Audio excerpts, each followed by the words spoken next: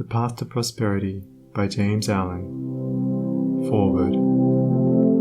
I looked around upon the world and saw that it was shadowed by sorrow and scorched by the fierce fires of suffering. And I looked for the cause. I looked around, but could not find it. I looked in books, but could not find it.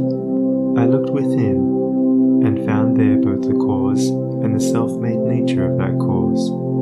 I looked again, and deeper, and found the remedy.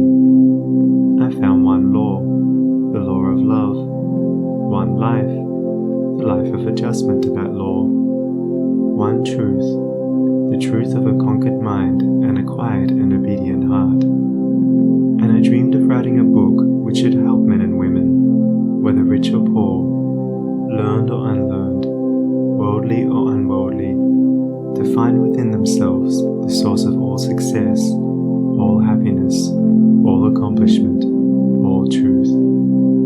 And the dream remained with me, and at last became substantial, and now I send it forth into the world on its mission of healing and blessedness, knowing that it cannot fail to reach the homes and hearts of those who are waiting and ready to receive it.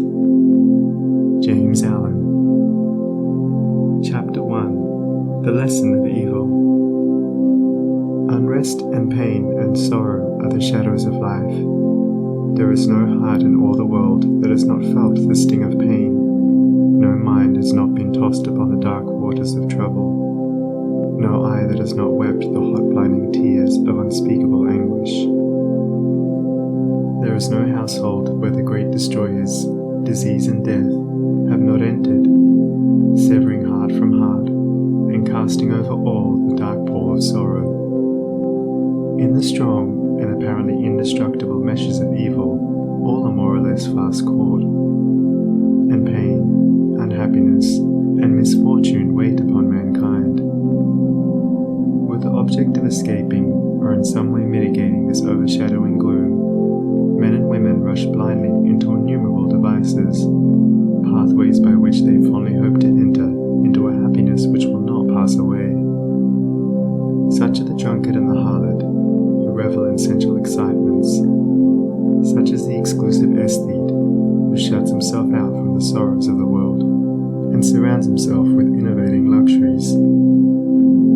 Such is he who thirsts for wealth or fame, and subordinates all things to the achievement of that object. And such are they who seek consolidation in the performance of religious rites.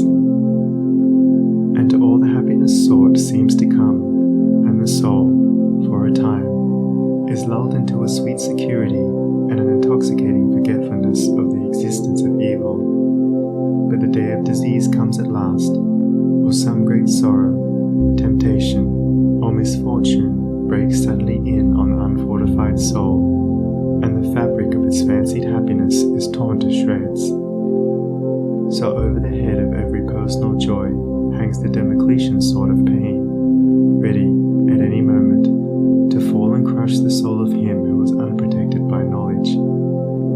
The child cries to be a man or woman. The man and woman sigh for the lost felicity of childhood.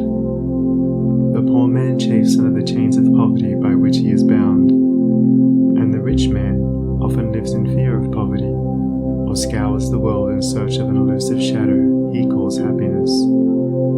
Sometimes the soul feels that it has found a secure peace and happiness in adopting a certain religion, in embracing an intellectual philosophy, or in building up an intellectual or artistic ideal. But some overpowering temptation proves the religion to be inadequate or insufficient. The theoretical philosophy is found to be a useless prop,